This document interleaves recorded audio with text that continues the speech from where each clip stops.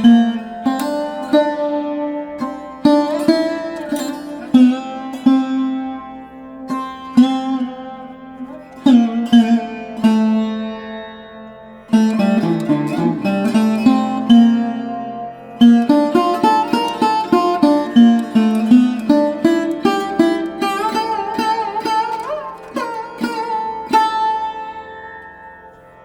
us all rise for the national anthem.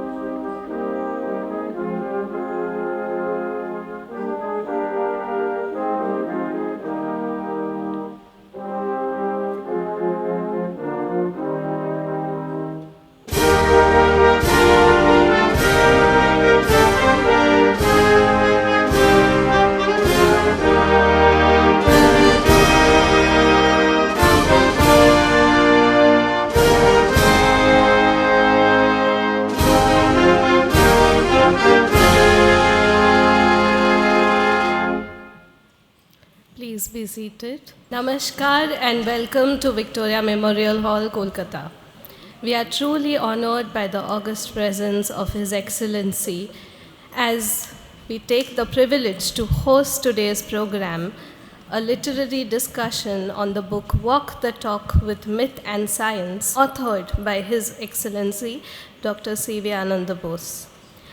As a token of gratitude and respect, I request our Secretary and Curator, Sir, to kindly felicitate His Excellency.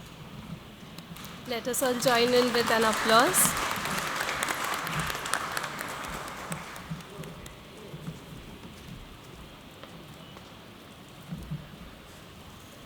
Thank you, sir. We are truly honored to be joined by our luminary speakers, and I request Sir to also felicitate our speakers.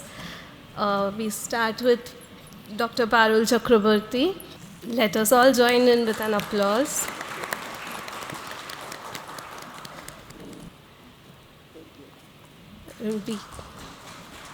We have Professor Chinmoy Guha with us.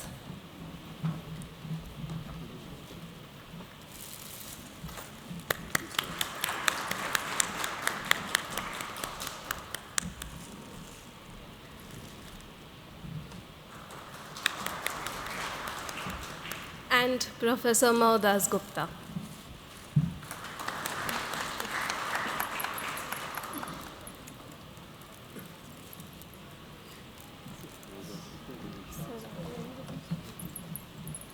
As we formally begin the event, I now request Sri Anurag Kumarji, Secretary and Curator, Victoria Memorial Hall, to kindly deliver a welcome address. Namaskar. Welcome to Victoria Memorial Hall. At the outset, I respectfully extend a formal welcome to the Honorable Governor of West Bengal, Dr. C.V. Ananda Bose, who is also the Chairman of the Board of Trustees of Victoria Memorial Hall. We are privileged by his presence this evening on the occasion of the discussion of his book, Walk the Talk with Myth and Science.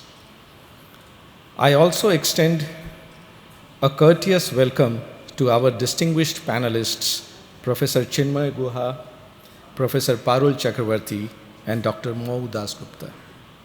Their professional and academic standing and intellectual engagement will greatly contribute to today's deliberation. Victoria Memorial Hall, as an institution of national and cultural importance, has long served as a forum for preservation of history and promotion of informed public discourse. It is therefore fitting that it hosts a discussion on Walk the Talk with Myth and Science. I had a privilege of reading this thought-provoking and insightful book, kindly gifted to me by the author, and I greatly valued its reflections.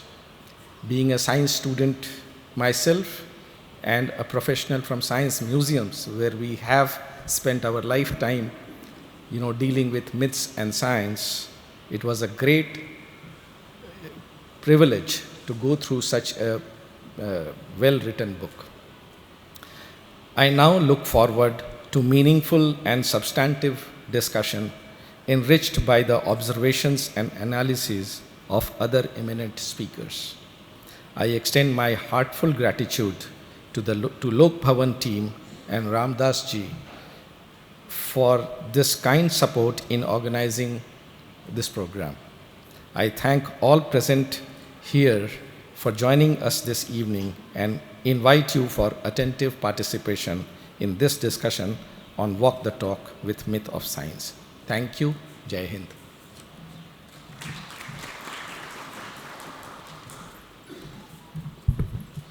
Thank you so much, sir. To introduce the book and set the context for today's discussion, we now invite Professor Chinmoy Guha. Let me briefly introduce him. Professor Chinmoy Guha is a Professor Emeritus of English at the University of Calcutta, an author, translator, and distinguished cultural scholar. He has served as Vice Chancellor of the Rabindra Bharati University and as Director of Publications at the Embassy of France in New Delhi. He has lectured widely at universities in India and abroad, including Paris, Oxford, Edinburgh, and the Institute of European Studies in Belgrade. His major works include Bridging East and West, Rabindranath Tagore and Romain Rolland Correspondence, 1919 to 1940, as well as acclaimed translations of La Rochefoucauld, Flaudet, André Gide. A recipient of Sahitya Academy Award, he has also been honored by the government of France with several prestigious national distinctions for his contributions to Indo-European literary dialogue. So thank you very much. We're honored to be present here on this discussion, during this discussion on this marvelous book on myth and science. And I'm happy that the author himself, His Excellency, is there, and two other great scholars in the panel, Parul Chakraborty and Professor Modash Gupta. Now, if you think of the present time, let's not forget that it's not the best of times. One is almost reminded of Jean-Paul Sartre's interview 25 days before his death. He said, these are the last lines of the most important existential and Marxist thinker of the last century.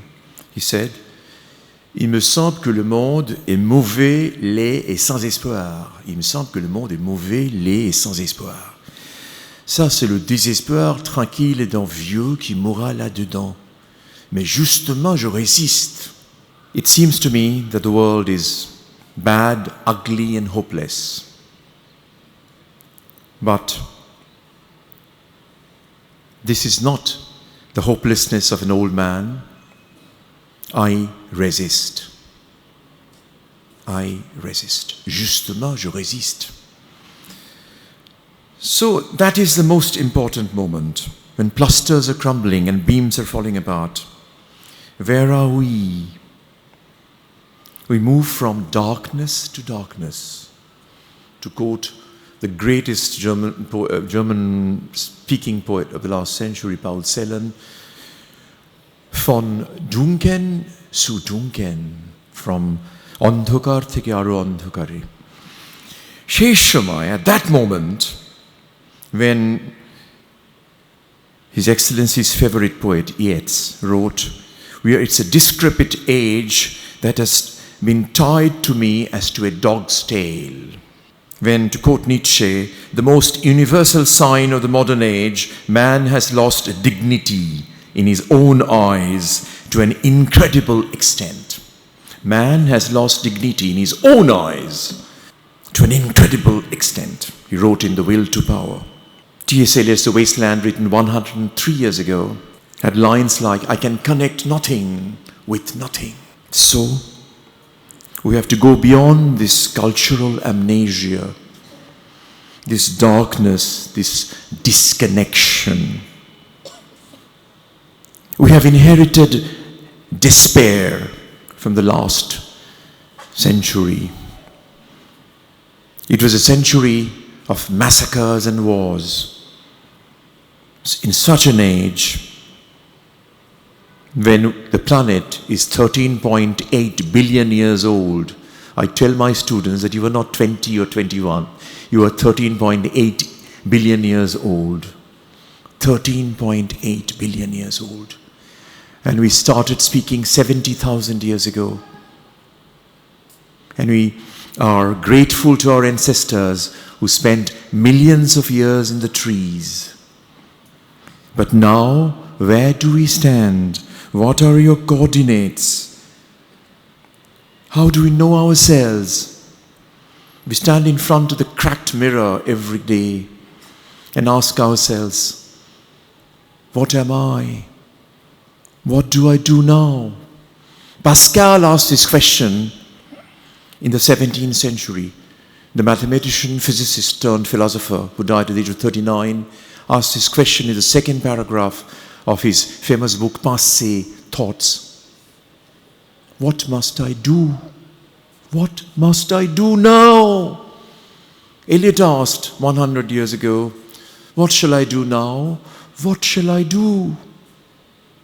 These are very important questions. These are large questions. And these are the questions that are asked by Dr. C.V. Ananda Bose's book. I'm not calling him His Excellency. He's now an author, sitting with us in the same level with us. And this is very important. He asks questions. He addresses vital questions about life. Old questions asked anew. Old questions which should be asked every day. This is important. This is the time which forces us to ask questions in this traumatizing condition. When I told him once, these are terrible times, he told me on the phone that if winter comes, can spring be far behind? That is his hope. That is his positive approach. So, Justice K.T. Thomas called him a treasure house of inspiration and the unseen touch of the indomitable spirit of the born-to-win breed. As Dr. Manmohan Singh said, he's one of those to go beyond the call of duty and embark on a pursuit of excellence in a variety of fields which enrich society. So he knows that life has been a process of discovering the space we are longing for outside his responsibilities. He has discharged many all over the country, in the highest fora. But he finds time to sit alone in his desk and ruminate and ponder and think. Not as a post holder, but as a common man who had seen suffering when he was young. He told us once in a lecture that there are many of them in the same room. They didn't use the electric fan unless there was a visitor. That gave him the wisdom that we all need. That is important. That is imperative. Now, what is important is we are all looking for this space that he has pointed out in myth and science. We must look at these two aspects to revive ourselves, revive this wasteland. It is part of the great Indian resilience in the face of fragmentation of the world. We know what it is. When you look at the newspapers, when you switch on the television, we know what is going on around the world. And we know about politicization across the globe. We know about communalism, which is a curse. So a silver-tongued orator, he writes when he's alone, combining pain and wisdom and hope. In the National Habitat Award, his lectures at global fora, the UN General Assembly, for example, reveal this incandescence of mind. Time forces us to ask larger questions which emanate from the basics. As I said just now, am I alone? What am I? Where do I stand? That is precisely the title of the first chapter of the book. Am I alone? Am I alone? He asks. The other chapters, I'm just giving you the titles of the chapters. Am I alone? This is the first point. That's the point of departure. Le point de départ. আমি কি একা নিঃসঙ্গ? একজন বিজ্ঞানী সত্যজিৎ রায়ের একটি ছবিতে হীরক রাজার দেশে চিৎকার করতে করতে যাচ্ছে আর বলছে আমি একা, আমি একা। Romain Rolland wrote to Kalidas Nag, the historian, je suis seul, seul, seul. আমি একা, একা, একা. C'était Romain Rolland, winner of the Nobel Prize for Jacques Christophe, great friend of Gandhiji and Rabindranath Tagore. He said, I'm alone, alone, alone. Am I alone? The other chapters. The sound of silence. The title of the chapter says it all. The sound of silence. Noishabder shabdo. Colors tell the tale. Colors tell the tale. Yes, we know that colors tell the tale. All across the globe. Myth and reality. Basic question that you ask when you stand in front of the broken mirror. And there is another chapter which is called, What is true about truth? What is true about truth? Very important question. What is truth? What is true about truth? These are questions which change every day in this changing world. Gandhiji, who used to say God is truth, told Romain Rolland when he visited Romain Rolland in Villeneuve, Switzerland, in December 1931, I no longer say God is truth, said Gandhiji to Romain Rolland. He said, truth is God. He changed it, turned it over. And he's asking a very, very important question at this point of time. We call it post-colonial, we call it postmodern, we call it post-theory, we call it a world of crisis. What is true about truth? This is a question we should all ask. It begins with, am I alone? The sound of silence, and then goes to myth and reality, and then what is true about truth? And then water, life or death. Life or death. Very important. His Excellency, who was a great student of English literature, would know Coleridge's Ancient Mariner, rhyme the Ancient Mariner, where the Ancient Mariner meets life, death in life while traveling in the wild, wild sea. Then the chapter is called Life, a Festival of Happiness.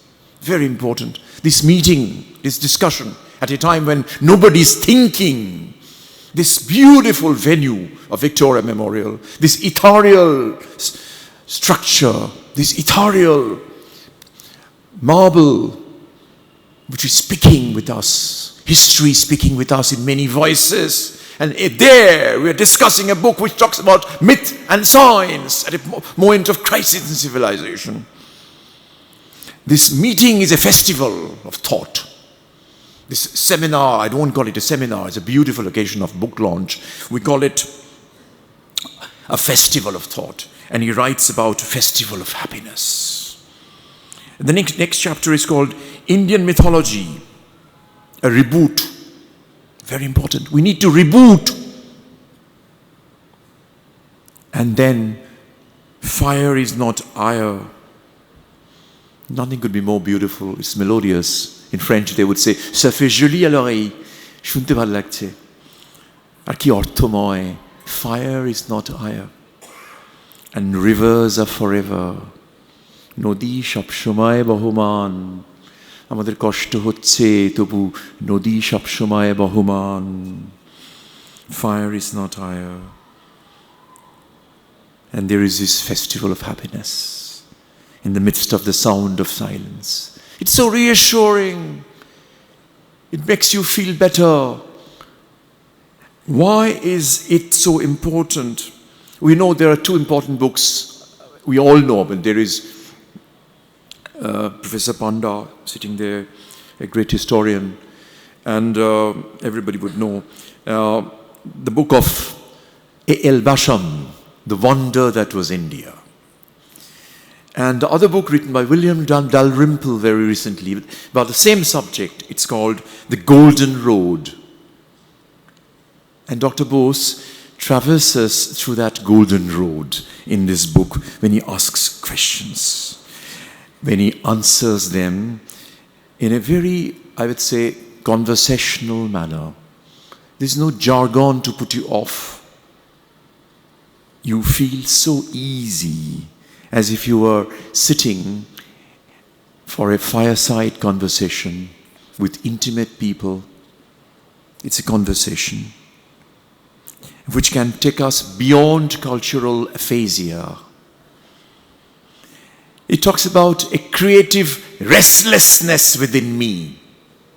The author says there's a creative restlessness. I can understand that. Otherwise, why should we hear? He's there. He listens to Lakshmi Ji. Madame Bose talks about the alchemy felt in the blood and felt along the heart when listening to the stories. The ancestral voices resonate within our homes, serve as a window to the enigma, the riddle, and the puzzle that is India. It's a search for the meaning of tradition.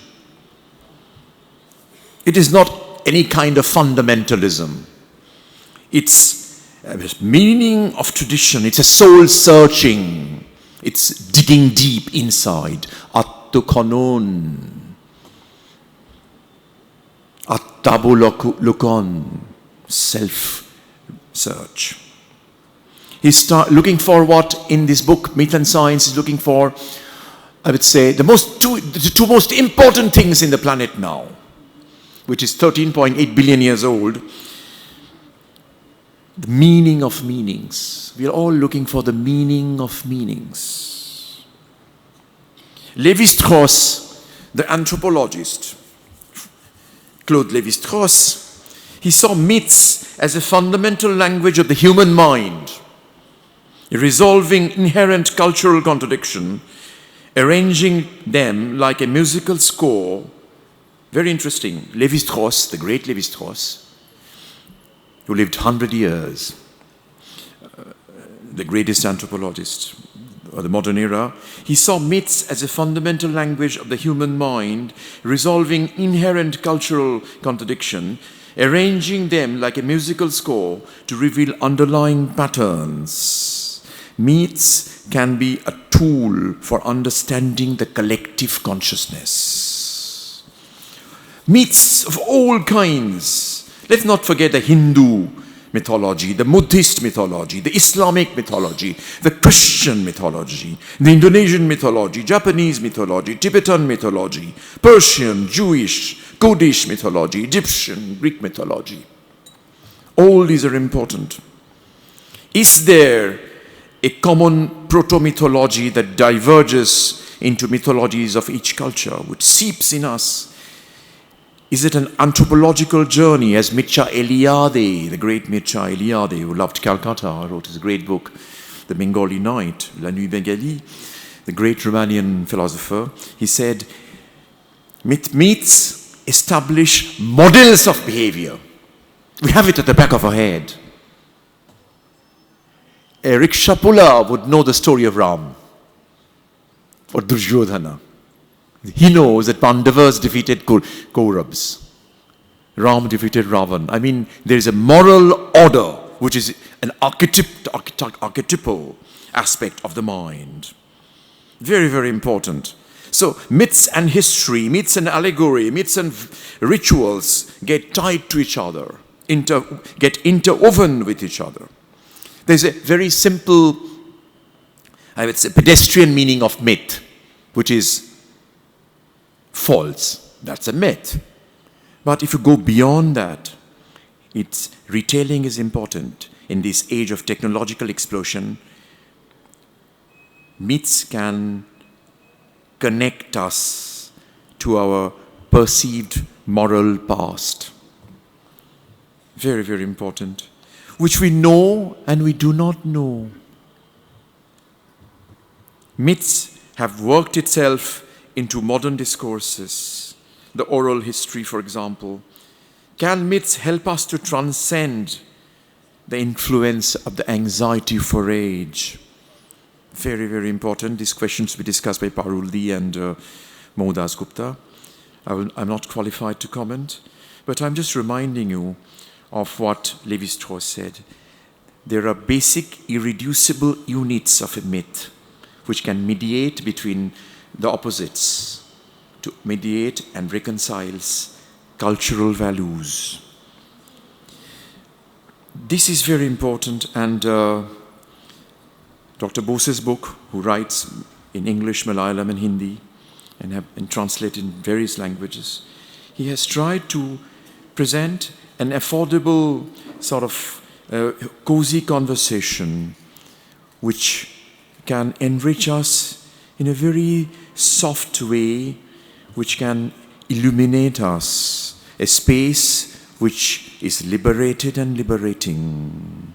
We are all looking for that because we all know that in this world, the universal sign is that everything is judged in political terms. We go beyond that and connect the two. Science. I found a beautiful quotation in a book by Carl Sagan, whom I love very much. He died. He said, somewhere, something, the scientist said, somewhere, something incredible is waiting to happen. Somewhere, something incredible is waiting to happen. So, let's wait for that beautiful moment to happen. And myths, the code language of customs, institutions, will perhaps illuminate us. It can be dangerous in some ways if we misuse myths. They can be destructive, but we all want it to be used in a constructive, meaningful, significant, thoughtful, humane way. So we are all grateful to the author for writing something which can light us up. Thank you very much.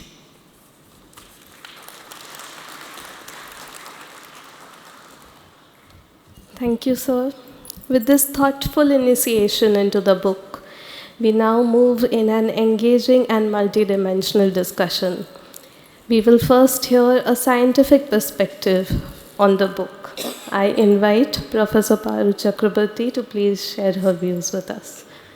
Good evening, dignitaries on the dais, our Honorable, His Excellency, Dr. Ananda Bose. Well, my previous speaker, he spoke about His Excellency's activities, His Excellence publication, etc. This made my job very easier. But as a scientist, I am trying to say something, some words to the students who are here and other friends who are here. Well, the first slide, it is there. I don't have to elaborate on it. I'll go to the next one. I am who I am. I am Parul Chakraborty. I am presently Secretary and Trustee of Sir J.C. Bose Science Heritage Museum and Science J.C. Bose Trust, a trust founded by J.C. Bose himself in 1931. Who is J.C. Bose? J.C. Bose is the father of modern and experimental science in the British India. In Bose fraternity, Ananda Bose, a barrister and the first Indian wrangler, brother-in-law of J.C. Bose. I am extremely proud to find this similarity with His Excellency, Honorable Governor of West Bengal, Dr. C.V. Anand Bose, Ananda Mohan Bose, first wrangler, and our present Governor, C.V. Anandji. Myth, physiology, science, philosophy, science. We have heard many things about myth, philosophy, science, and future prediction from the previous speaker. But I will quote Gajendra Singh Shekhawat, Honorable Minister of Culture, Government of India. He opined that our country is going through an era of cultural renaissance, and emphasized that our myth heritage should be preserved for posterity. What is myth? Philosophy, science. What is the relation? Mythology is based on ancient stories, legends, beliefs. Is considered as the primitive counterpart to science. Science is based on empirical evidence, observation, experimentation. Philosophy is a word from ancient Greek philosophia, love of wisdom. Philosophy, love of wisdom, is a systematic study of general fundamental questions concerning topics like existence, knowledge, mind, reason, language, etc., etc. What is India's standing? What is a standing journey in myth, philosophy, and science? In the last decade of 19th century, early decades of 20th century, confluence of great minds in India created a new culture linking spirituality, literature, and science, ushering in a renaissance that led to transition from the medieval to modern India. Who are the architects of this transition? This is a constellation. Swami Vivekananda in spirituality, Rabindranath Tagore in literature, Jagadish Chandra Bose in science. Swami Vivekananda believed that a new India would be created with proper synthesis of Vedanta philosophy, scientific knowledge, he embraced all the elements of the greater whole of India, its historic past, culture, spiritual tradition, social institution. Vivekananda was indeed India's first spiritual scientist or scientific spiritualist. Swami Vivekananda sought to free people from self-imposed limitations. He believed true fulfillment comes not from material gain, but from spiritual vision. By acting as an instrument of the divine, individuals can overcome misery. This path leads to broader understanding and a more expansive life. Embracing this perspective offers a way to discover one's real nature. Albert Einstein, the most celebrated scientist of the 20th century, Nobel laureate in physics in 1921, shared the views of Swamiji on the relationship between religion and science. He opined that science without religion is lame, religion without science is blind. Science without religion is lame, religion without science is blind. Jagadish Chandra Bose, father of modern science and experimental science in India, was one of those who were greatly influenced by the philosophy of Swamiji. In search of a creative philosophy of science, Bose looked for inputs in India's ancient heritage. He could mingle Indian spirituality, Vedantic belief into materialist Western scientific outlook. The idea of relatedness and unity of matter of consciousness and of animate and inanimate was based on ancient thought of oneness. Bose could perceive the presence of cosmic unity long before quantum physics and cosmology could discover the presence of a primary source in all natural phenomena. What was the message of Bose to his countrymen and the youth of the modern India? To my countrymen who will yet claim the intellectual heritage of his ancestors.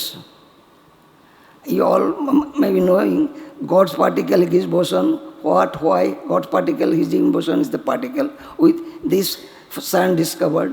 It is named after another great Indian scientist, Dr Bose. Now I mention something about Tagore Bose, their camaraderie, friendship and commonality.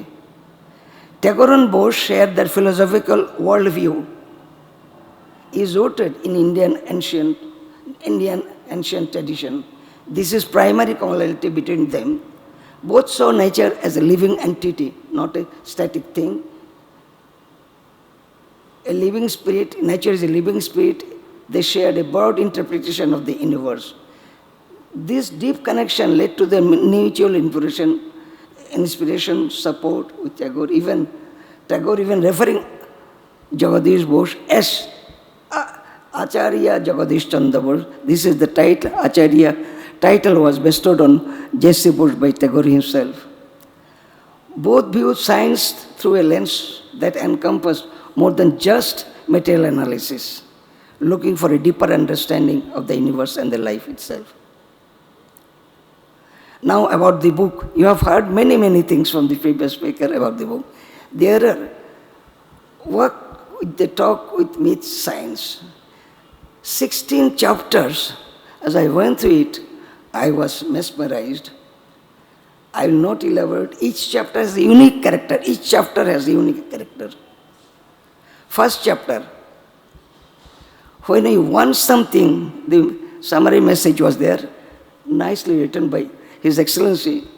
When you want something, all the universe conspires in helping you to achieve it. It's a quote from Apollo.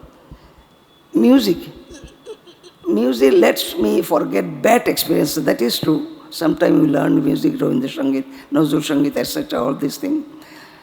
Then we forget our miseries, bad experience. You cannot keep ragos or regrets in your mind together. This is said by Ustad Bismillah Khan. His Excellency quoted. Color, what a deep, mysterious language. The language of dreams, color. I don't know how many of you know Tagore was color blind. He could see only few colors. In his drawings, you don't see all the colors. Myths which are believed in tend to become true. Truth can never be wrong, even if no one hears it. Chapter 6, life and death are one, even as the river and the sea are one. বাংলায় বলি, যেমন নদী ও সাগর অভিন্ন, তেমনি জীবন ও মরণ। খলিল গিবরান লিখেছেন এটা বই, ইংলিশটা। খলিল গিবরানের বইটা পড়ার সৌভাগ্য আমার হয়েছে। What Tagore said, I have had my invitation to this world festival, thus my life has been blessed. জগতে আনন্দ যজ্ঞে আমার নিমন্ত্রণ, ধন্য হলো মানব জীবন. It's a wonderful Tagore song. Then what Lal Bahadur Shastriji said, His Excellency quote, I cling to India in chapter 8, I cling to India like a child to its mother breast, because I feel that she gives me the spiritual nourishment that is true, I need. She has an environment that responds to my highest aspiration. That is true also. Chapter 9 describes His Excellency quote, cultural assertion follows material success. Hard power generates soft power. That is true. That is also true. You need hard. You cannot climb these stairs. You cannot reach success and achieve success through an escalator. You have to climb step by step by step. The greatness of a nation, in chapter 10, he said, the greatness of a nation and its moral progress can be judged by the way its animals are treated. This quote from Mahatma Gandhi, animal. Jibe je doya kore jejon, Swamijir bani, jibe doya kore jejon, seijon sebi je Ishwar.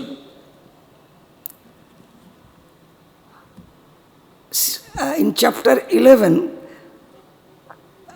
His Excellency quote, all creatures great, small, there is no difference. There is between a cat or a man, that is true. Same physiology. Some enzymes may be different. Some outer constituent may be different. The idea of difference is in human conception for an own advantage. It is a quote from Sri Aurobindo.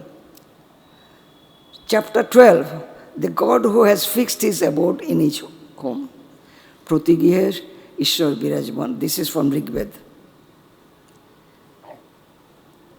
Chapter 13, when all the words are over, a butterfly will still be beautiful. Ruskin born. সব যুদ্ধ শেষে প্রজাপতি সুন্দর থাকে যুদ্ধ শেষ হলেও প্রজাপতি সুন্দর থেকে যায় প্রজাপতির পাখা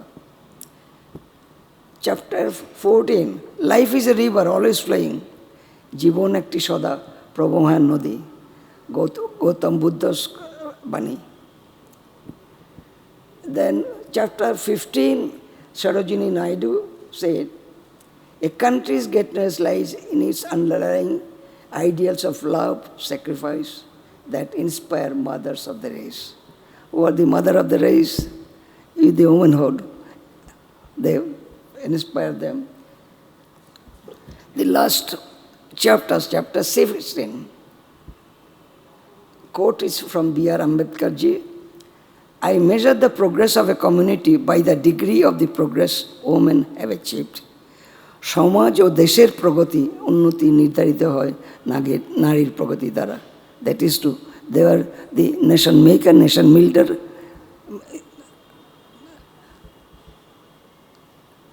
I love the magical world the author created in the book.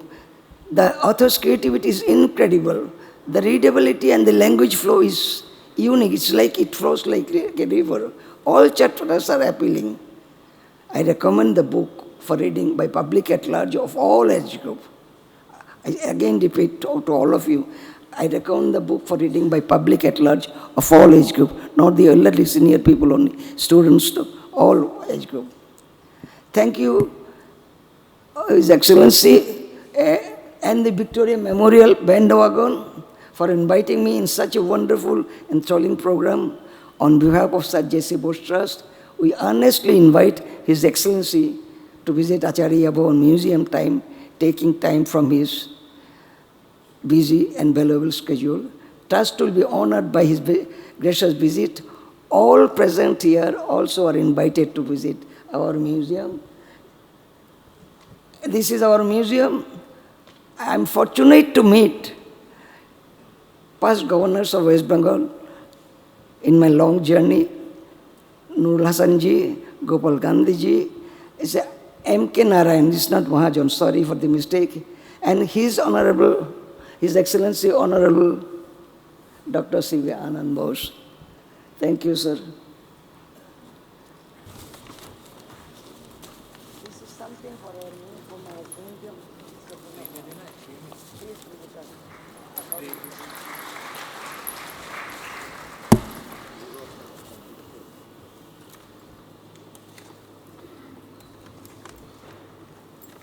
One for Anuragji, but Anuragji, you are our man. You visited us so many times.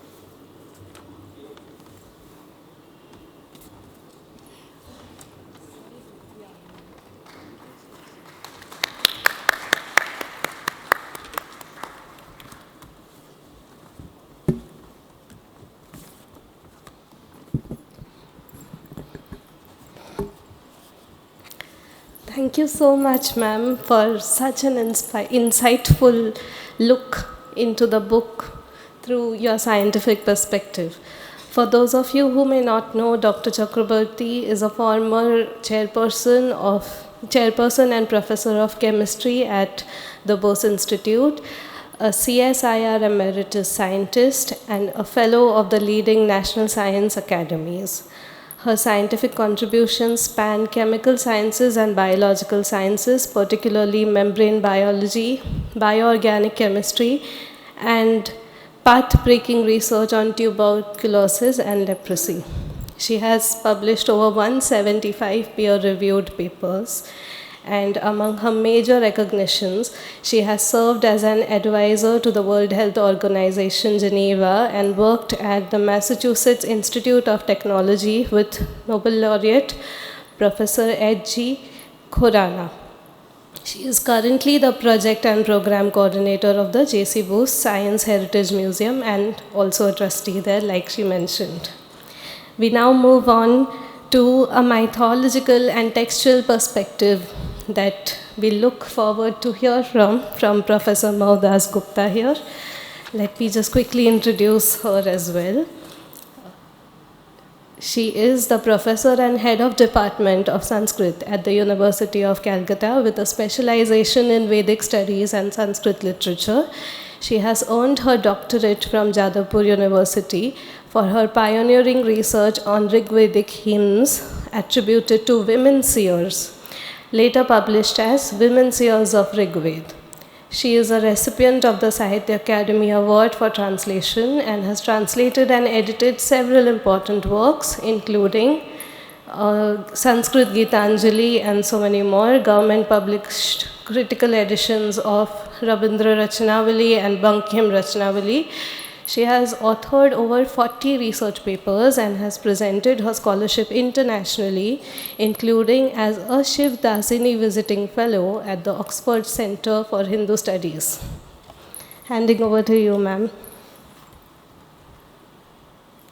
Thank you so much. I'm deeply honored to be invited here as a speaker amidst these distinguished personalities. My deep gratitude to His Excellency present on the stage and the other luminaries on the dais. I'm also grateful and humbly offer my homage to the present august audience. Now, today I have the opportunity to speak a few words about myth and mythology embedded with science on the occasion of the release of a special book authored by a very special and distinguished author, none other than our governor himself, Dr. C.V. Ananda Bose.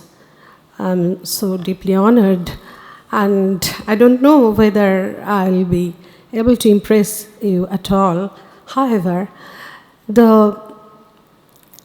since I'm from the Sanskrit heritage, especially with the Vedas in my background, I want to start whatever I have to say with this Vedic mantra. Samani va akuti samana hridayani va samanamastu vo mano yathava susahasati. This is the final verse, final stanza of the Rig Veda, where we find the prayer for the integrity, for the oneness of the variety of the myriad presences. Samani va akuti, let your passions, your yearnings be one. Let your hearts, samana hridayani va, let your hearts be one. Samana mastu vo mano, let your mind be one. Yatha vah susahasati, for what? For the peaceful coexistence. This is what we need after everything. Live and let live. And from here starts the book, the beginning of this very interesting 16-chaptered book written by His Excellency. The first chapter, you have already heard its title, Am I Alone? The sense is that you may be a loner, but you are never alone. By choice, you may be a loner. You may avoid many people. You may like to spend your time at some place where no visitors come, but at the end of the day, you know you are secured because you are not alone. There is a society, the race, the cult, everything embracing you and giving you the shelter. And there are so many preceptors that passed you by, and they are holding you firm in their embrace. And you know, you may be a loner, but a loner is not always a loser. It often happens that you, the loner, gets the final gift. And this is the essence of many mates around the world.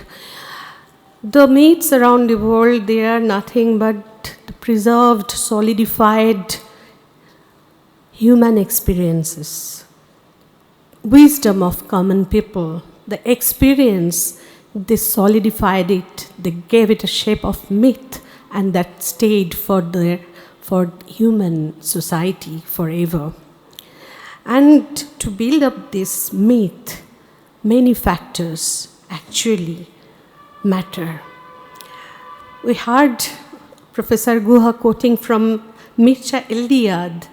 I also have a quotation from him in his Myths, Dreams and Mysteries. He has mentioned that myths are projections of vital experiences of a people. A people, you note this point. The collective unconscious, the collective unconscious or the archetype, they are kept in the memory of people, and that is handed over by generation to generation. And you know, the foundation of Vedic mythology too comprises the belief surviving from a remote antiquity that all the objects and phenomena of nature with which man is surrounded are animate and divine. The Westerners think this is a lower form of worship. Why? Because they consider the stone, the trees as their gods and they worship them. But it is not so. Even the British Indologist MacDonald, in 1898, he mentioned that it occupies but a small space in Vedic religion. The true gods of the Veda are glorified human beings, inspired with human motives, emotions, and passions, born like men but immortal. Yes, this is the thing, the immortality. We are all born mortals, but the humanity is immortal. And when we serve humanity, we are serving the immortality, and we are stepping forward to become immortal ourselves. Myths are solidified experiences and wisdom of common people, as I have already mentioned, and Jung's collective consciousness is its essence, it holds its essence. Not only the myths, there are even maxims, Laukika Nyaya, as they're termed in Sanskrit. The maxims, they're so interesting. They hold in them the common people's wisdom. Like there is a maxim I want to mention, Nashtashva Dagdha Rathan Nyaya, to express a situation that when two different people are in a same distressful condition, they are taking each other's help to come out of that distress. Like two kings have gone to a forest which has got fire. Both of them are running for their life. And in the way, one king loses his horse and the other chariot is burnt. And when they meet, they take one horse from the other and saddles it with the chariot, and both of them gets out of it. So this is the common people's wisdom, and they are frozen in such Laukika Nyayas. And these Laukika Nyayas are full of humor, which I find in almost every chapter of this book written by His Excellency. The touch of humor makes each article unique and so readable and a pleasant read that you cannot get out of it, but you have to go through all over. And moreover, there is science coming with a background of Sanskrit. I must remember our Shastras. Shastras are the disciplined studies of subjects under the earth. All thing under the earth comes under the Shastric discussion. And what is the Shastra? They are nothing but they give definitions, they are classifying things, and they are subdividing the things, classified things, into more finer, much finer classes and divisions. And they are strict enough to observe whether these definitions are bereft of any avyapti or ativyapti dosha. Avyapti is non-pervasiveness and ativyapti is overlapping. The definition should not overlap. The definition should not be non-pervasive. It should include everything it wants to mean.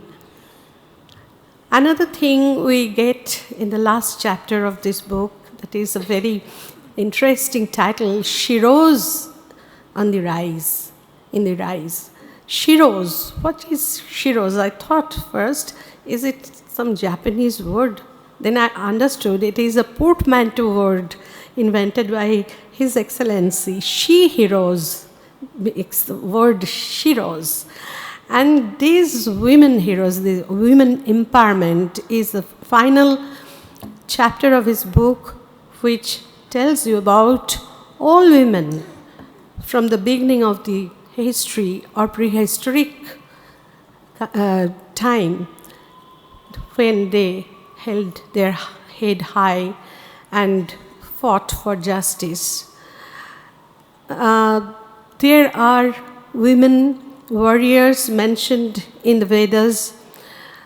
We hear of Bishpala, the queen, who fought abreast with her husband and lost her legs, which were replaced by the Ashwins, the divine mediciners, surgeons. And we also have Shashiyasi, there finalizing political future of their states. We hear the famous Vagamrehini calling herself Ahang Rashtri Sangamani Vasunam. I am Rashtri, the ultimate power. I collect the Vasus, the riches, and it is I. Ahameva Vataiva Pravami Arabhamana Bhuvanani Vishwa. Paro diva para ena prithivyaitavati mahina sangbabhuva. Here is the last word for women empowerment. She feels herself like the eternal blowing wind. She says that I am blowing like the wind, grasping, embracing the world deeply in my chest. And I have become so great that I touch the sky with my head. By what? By nothing but my own greatness. And with these words, I want to thank you again for giving me a chance to share the mythological aspects of our culture, that is Indian Vedic Sanskriti. Thank you.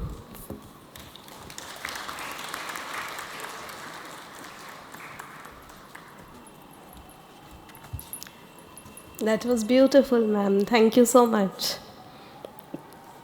We are truly privileged to have the author himself with us. And I'm sure everybody in the audience is eagerly waiting to hear from him. So with immense privilege, I would like to invite His Excellency Dr. Ananda Bose, the Honorable Governor of West Bengal and the author of Walk the Talk with Myth and Science, to address the gathering and share his thoughts. Most respected Dr. Parul Chakraborty, Professor Mahodas Gupta ji, my very dear Professor Chinmoy Guha ji, Ananda Kumar, Secretary and Curator, Victoria Memorial Hall, my very dear friends, ladies and gentlemen. When I was listening to the erudite talks given by my distinguished predecessors, the first thought which came in my mind is what Dryden spoke about the characters of Chaucer. Here is God's plenty. I repeat, here is God's plenty. Right next to me, on the dais and also in front of me. There is a question, a primordial question. What is matter, what is mind? What is the relation between science and spirituality, between science and mythology?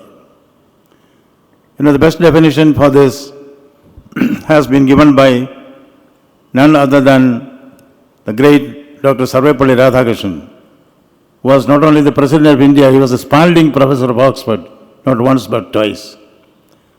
Once in Royal Albert's Hall, all the intellectuals of the world united to listen to Dr. S. Radhakrishnan, the philosopher, answering the vital questions from philosophy. What is matter? What is mind? The entire media was there to cover his profound statements about this, solving the complexities between matter and mind.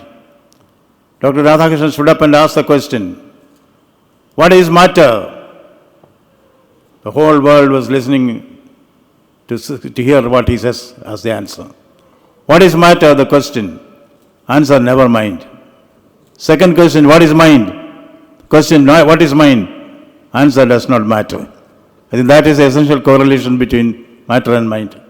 Never the twain shall meet. So when I speak about science and mythology, there are so many similarities in comparative mythology. As Professor Chinmoy Guha has pointed out, is there a primordial source for all this mythology from which, as W.H. says, the spiritus mundi or the anima mundi, from where images can be picked up? Otherwise, in the age where there was no Wi-Fi, there was no telephone, there was no mobile, and communication between countries was also very rare. How came that there are striking similarities between Greek mythology and Indian mythology? In Greek mythology, Icarus, son of Daedalus, decided to fly to the moon, fly to the sun on waxen wings. Wings get melted and he falls down into Cretan island. Now come to Indian mythology. Sambhaji and Jadayu does the same thing. They also try to soar up to the sun. Wings get burned and Sambhaji falls on the island. These are two different mythologies in two different continents. But how came that there is such a striking similarity? Similarly, none of us have seen hell or the underworld. But Nachiketas has seen in Kathopanishad.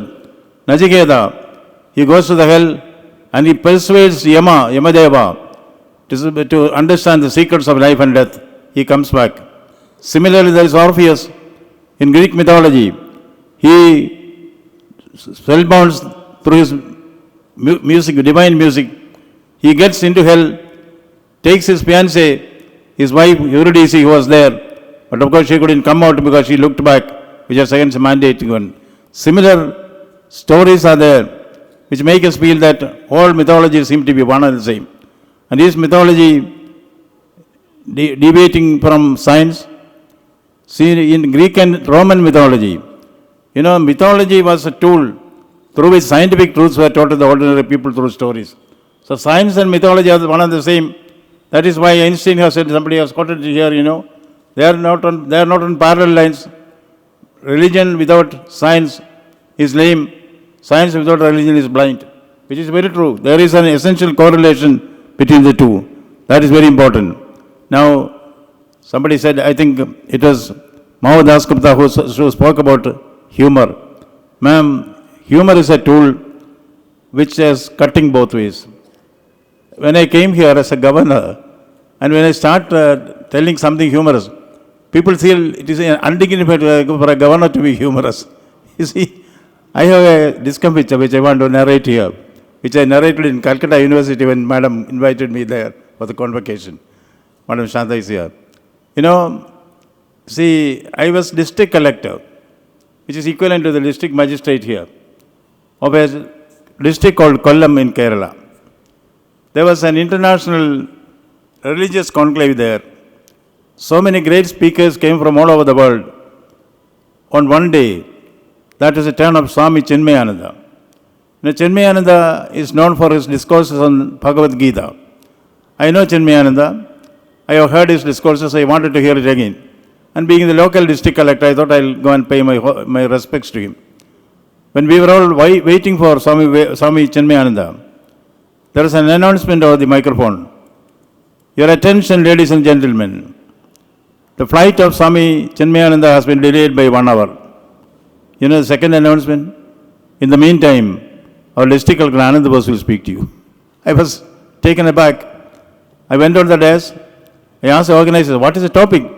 Very simple topic was going to be, dialectical materialism and the essence of Indian philosophy. I didn't understand a thing. If you have understood it, please tell me later. But anyway, the announcement having been made, I started speaking on dialectical materialism and the essence of Indian philosophy. 20-25 minutes passed. I get a chit. I was very relieved because when you get a chit during speech, it means please wind up. You know what was written there? Swamiji's flight has been delayed by 1 more hour. Please speak on. So I had to speak on dialectical materialism and the essence of Indian philosophy for 2 hours. That is scene number 1. Scene number 2. I got a UN award for the Global Best Practice Award for my work in the field of cost-effective and environment-friendly housing.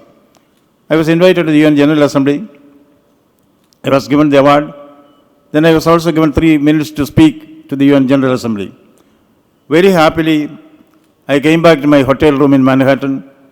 At midnight, I get a call, a long-distance international call. There was no mobile at that time. I knew it is an old lady on the other end of the phone. She is calling me from Kerala. She asked me, am I speaking to Dr. Bose? I said, yes, ma'am. Dr. Bose, I need your help. Please tell me, ma'am. Dr. Bose, I am not able to sleep for the last 3 days. Please help me. I said, ma'am, I am not a medical doctor. So I thought she might have thought I am a medical doctor.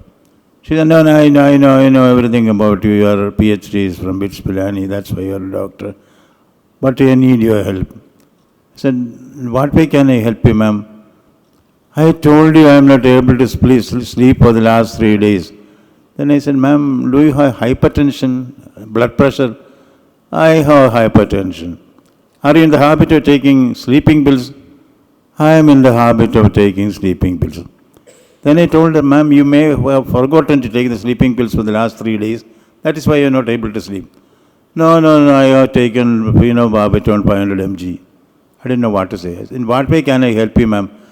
My doctor, when you are district collector here, you gave a speech on dialectical materialism and the essence of Indian philosophy. 1 minute after the speech, I started sleeping. Can you repeat the speech? Oh, 1 second through the phone. So I did not want you to tell me that. But Madam Gupta encouraged me to use humor also wherever it is required. But what we have in mythology is nothing but science. What you have in science is nothing but interpretation of mythology. It may sound a little paradoxical now, but In Joseph Campbell's book, The Hero with 1,000 Faces, considered to be the masterpiece in comparative mythology. See, why I was drawn into writing something on mythology and science. See, I was a student of literature. Naturally, literature also hinges around mythology.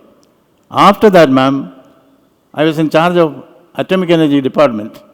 I was chairman of the Atomic Energy Education Society and in charge of the laboratories like BARC and also the Saha Institute of Nuclear Physics here.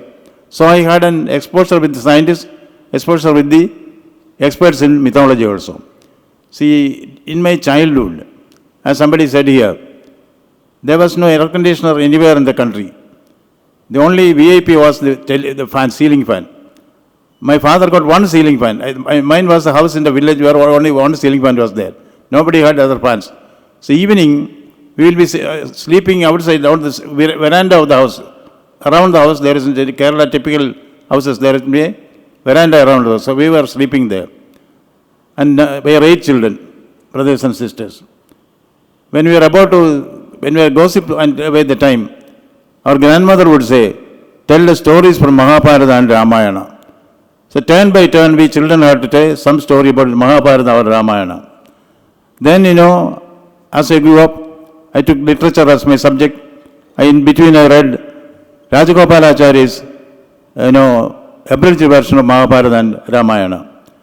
There was no entertainment at that time except telling stories and reading books. No television was there at that time. No mobile was there. No laptop was there. So we have to read, write, discuss. That is only entertainment, particularly during the vacations. As a student of literature, I was drawn to Shakespeare because English was my subject.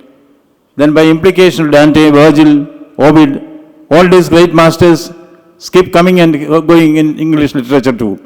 That made me read various mythologies of the world: Greek mythology, Norse mythology, Roman mythology, Celtic mythology, Japanese mythology, Chinese mythology, Egyptian mythology, various mythologies of the world. One day, somebody told me, I was a poorly paid IAS officer at that time. 6,000 rupees was my monthly pay. Then somebody told me, in Kerala at that time, if you keep writing serial novels in the magazines, there will be a craze. A lot of people will read and you immediately you shot up as a man who is known. More than that, there was a payment of 50,000 rupees for a novel. 50,000 was a big amount at that time. So I thought, but how can I write such novels are, crazy novels, romantic novels, tearjerkers, not novels of quality. It's only for the, what shall I say, the pedestrians. Yes, dumb and proletariat. But still I thought, I'll write. When I put my pen in ink, what came to me to my surprise was, the first line was, I am the daughter of Nile. What came after that was a book on comparative mythology, as if Cleopatra is narrating it. I never meant it. See, poetry is the spontaneous overflow of powerful feelings, which is very true. Poetry is the spontaneous overflow of powerful feelings. Yes, and Milton said, a good book is a lifeblood of a master spirit. I never fancied that I will be writing a book on mythology at all. But book was complete. And then what happened is, book also got some good critical review because it was never published. It was only circulated among the historians, literary critics of those days. Then I got my transfer to Delhi. I lost the book. My first book on mythology was lost. Then, when I had some time, this book came in my mind. Walk the Talk with Myth and Science. How it happened, I do not know. But once a book is written, it ceases to be the property of the writer. Once a book is written, it becomes the property of the readers. And which reader? As Virginia Woolf would say, the common reader. The common reader decides the worth of a book. And what is the worth of a book? Some books are to be tasted. Francis Bacon says, some books are to be tasted, others to be swallowed, a few to be chewed and digested. In which category this book belongs is for the common reader to decide.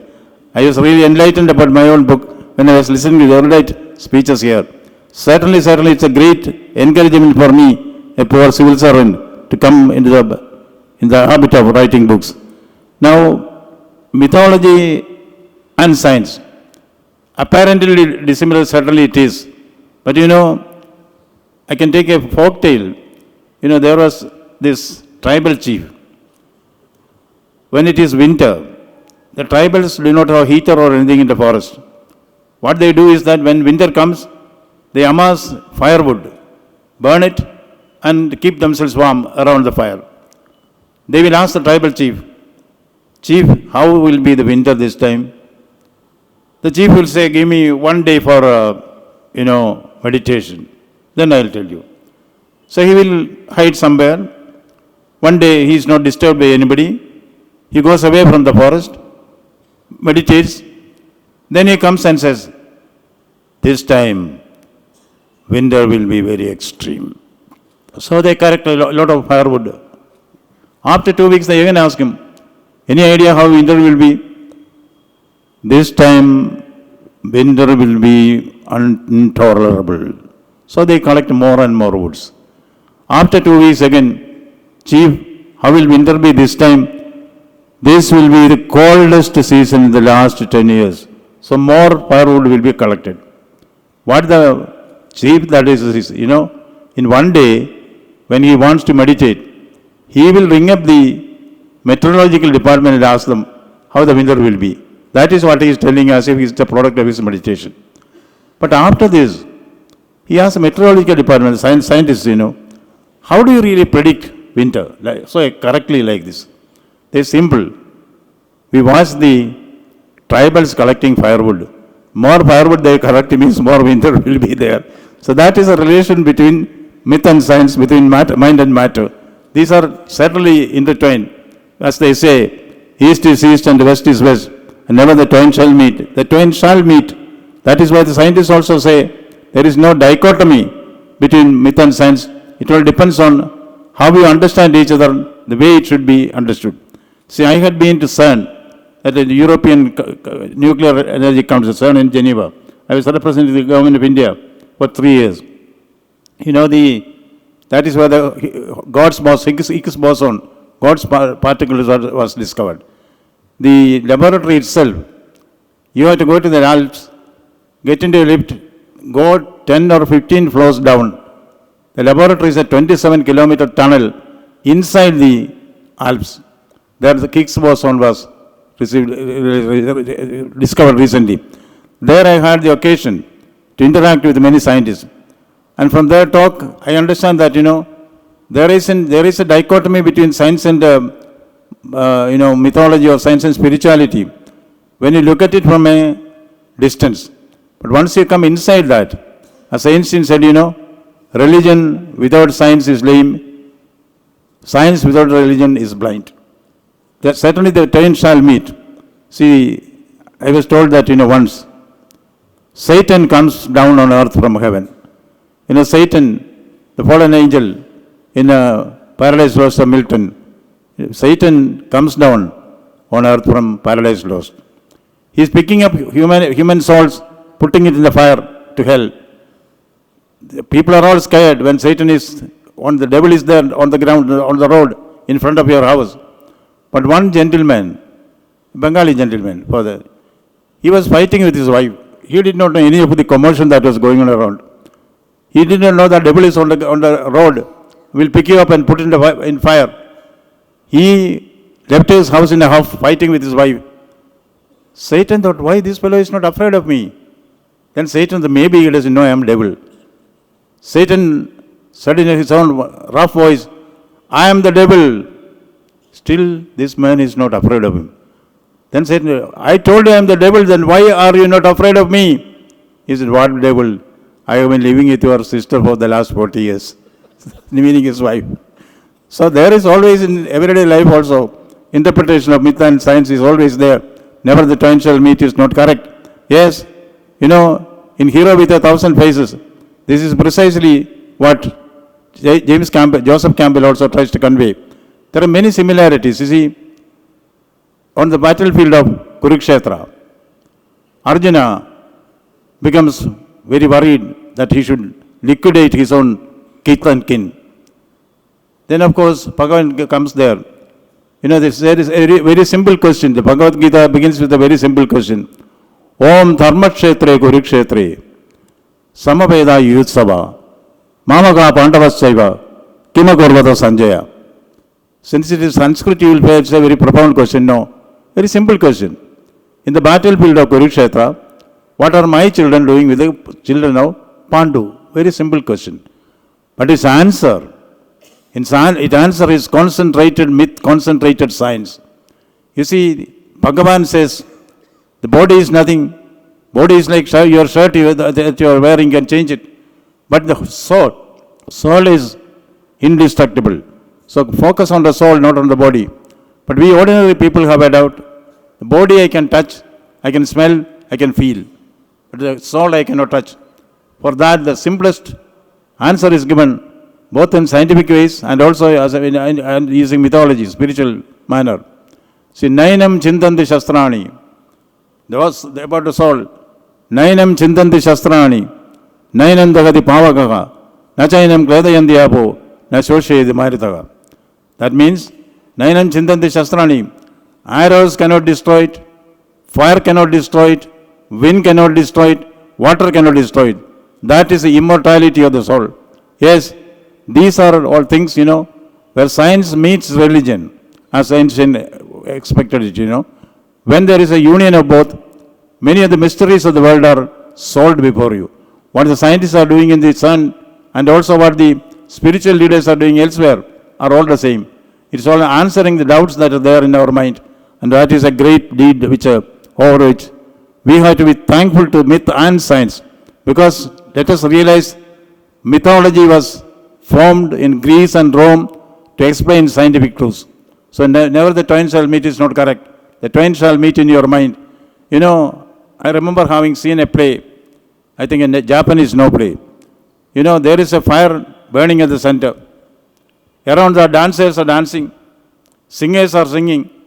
At the height of ecstasy, dancers and the dance, singers and the song, all merge into one, and they go into the sea, into the fire. And in the fire, at the sublime point is, all opposites are reconciled. All opposites reconciled. That is what Chinmoy Guha quoted T.S. Eliot and son, on Margaret's son, I can connect nothing with anything. Yes, we can connect nothing with anything. Mythology and science are not different. They are together. On the point of sublimity, all opposites reconcile. I do not want to take more of your time. I have come here more to learn than to teach you. I know I am not a teacher, I am a student even now. See, there is one state, in India where there was some difference of opinion, of fight between the chief minister and the governor, not in Bengal, not in Bengal, not in some other state. There is a flood, cloudburst. So the chief minister thought, I will go for an aerial survey. So he came to the helipad. When the governor knew that the chief minister is going for an aerial survey, the governor thought I should also be there. So governor came, chief secretary came, the DGP came. The helicopter is there, but the pilot is missing. The pilot had gone to fetch the student, his son, who is in the 3rd standard. When the pilot came with the boy, he sees all the bigwigs standing there. The chief minister told the pilot, see, we have to go for an aerial survey. Pilot agreed, but he said, please give me 5 minutes. Why? Because I have to send my child to home, then I will come back. Magnanimously, the chief minister said, let the child also come with us. Let him also learn what is happening here.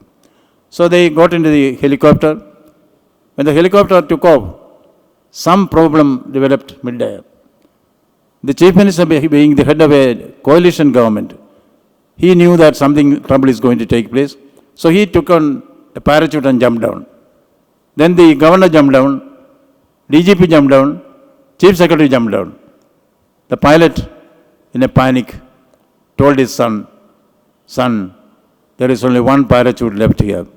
You please take it and save yourself. Don't worry about Papa. Papa will somehow save myself. But the boy said, no, Papa, there are 2 parachutes here. The pilot said, how can it be? There are only 5 parachutes. Four have already jumped down. There is only one parachute left. No, Papa. The governor uncle jumped with my school bag over his neck. So I have come here to learn, not to teach. And of course, Shanda is here. When she invited me to Calcutta University, convocation, she encouraged me. Audience also encouraged me. I gave a speech for 1 hour. They clapped, they laughed. I thought they were appreciating me. Then at the end I said, we need educational reform, we need industrial reform, we need social reform, we need agricultural reform. One student stood up and told me, but you need some chloroform. Before you say that, thank you very much for participating in this and enlightening me. Thank you so much. Goodbye. It is always such a privilege to listen to you speak, sir. Thank you so much. We move towards concluding today's very intellectually awakening event, and I want to invite Sri Ramdas ji, who is from the Lok Bhavan team, to please come and deliver a vote of thanks. His Excellency, Honorable Governor of West Bengal, Dr. C.V. Ananda Bose, distinguished guests on and off the dais, and my dear students who have come here in large number. Beloved, His Excellency's long list of admirable adjectives like People's Governor, Ground Zero Governor, Compassionate but no-nonsense Governor, Honorable Governor whose award first commitment is to the people of West Bengal, second commitment is to the people of West Bengal, and third commitment is also to the people of West Bengal. Men of ideas and ideals and so on are very well known to all the people in West Bengal. But His Excellency's huge corpus of work in literary field is largely unknown to most of the people of this state. There are over 120 published books from the stable of Dr. C.V. Ananda Bose in English, in Hindi, in his native Malayalam language, and even in Bengali, some of which are displayed here around this hall. Today's book discussion is part of the efforts to bridge that information gap that we have a very scholarly, erudite, Honorable Governor.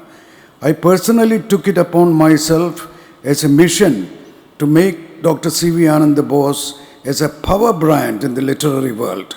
The mission started from Kerala, where I conducted 8 similar book discussions in 8 equally iconic places in 8 different districts. The mission started and with massive media support. With the result, the book, the Malayalam book, which is actually a translation of the book which was under discussion here today, Walk the Talk with Myth and Science. That book became a mini sensation in Kerala. And within 6 months of publication by the reputed Madhurmibhi Books, 3rd edition was rolled out in 6 months. Today's book discussion here at this historic location is the first one in Kolkata. We plan to conduct book discussions at many more locations in the months ahead. As we heard today from the speakers and from the introduction of the book, the core message from the book is myth and science are complementary, not rivals. They coexist, but each has its own boundaries. One must have open and inquisitive mind to treat both with respect. The venue for this venue, the historic Victoria Memorial, was chosen consciously for the first book discussion in Kolkata. It's an embrace of one of Kolkata's most significant heritage landmarks and ideally suited for an intellectual discourse of this type on a potential bestseller like Walk the Talk with Myth and Science. Now let me come to my formal duty of extending word of thanks. There are no words strong enough to express our gratitude and sincere appreciation to His Excellency for not only extending full support to this first book discussion, but also for gracing the event with his charismatic presence. Thanks a lot, His Excellency. We thank profusely Dr. Chinmoy Guha ji, whose wonderful introduction set the right tone for today's event. Thanks a lot, Dr. Chinmoy ji. The heart of today's event was, of course, the in-depth, interesting and intriguing dissection of the book by the two erudite speakers, Dr. Parul Chakraborty and Professor Das Gupta. Thanks a lot, Dr. Chakraborty and Professor Gupta, for the illuminating presentations. We thank all the students who are in attendance here today. Thanks a lot for all the friends from the media. We earnestly request full support from the press with adequate coverage in tomorrow's newspapers, book reviews in weekend issues, etc. Thank you, our friends from Agashwani. The first book discussion would not have been this successful, but for the wholehearted support and guidance from Sri Anurag Kumarji, Secretary and Curator, Victoria Memorial Hall. Thank you, Anurag ji, for extending full support. The planning and preparation had begun nearly 3 months ago, starting with selecting the best speakers and other minute details. I was in touch with Ashwini Bharat Verma ji, YP Education Unit of VMH, frequently these past few months. She was always a source of creative suggestions and support. Actually, this program would not have happened without her support. Thanks, Ashwini ji, and of course, to her whole team at VMH. Last but certainly not the least, I will be failing in my duty if I don't thank my colleagues at Lok Bhavan, Sri Kiran Bose and Sri Tabas Saha, the librarian, for extending full support right from planning stage. Thanks a lot, Kiran and Tabas. I sign off with this request. I sign off with a request to all to visit Lok Bhavan stall E86. I repeat, E86 in the International Kolkata Book Fair starting on January 22nd at Boimala Prangan near Karmoi bus stand.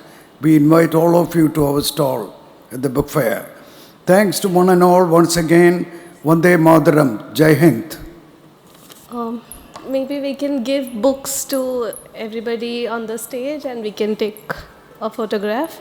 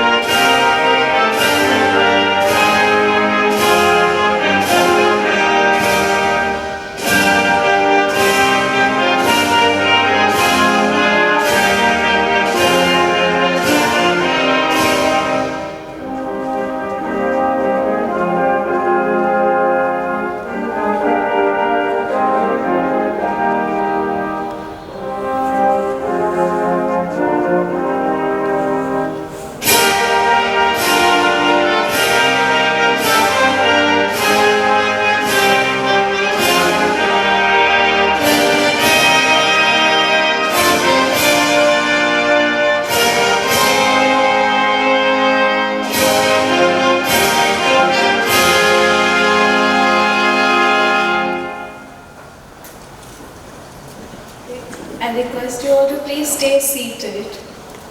We have a lot of students in the audience today, and His Excellency would like to give some copies of his book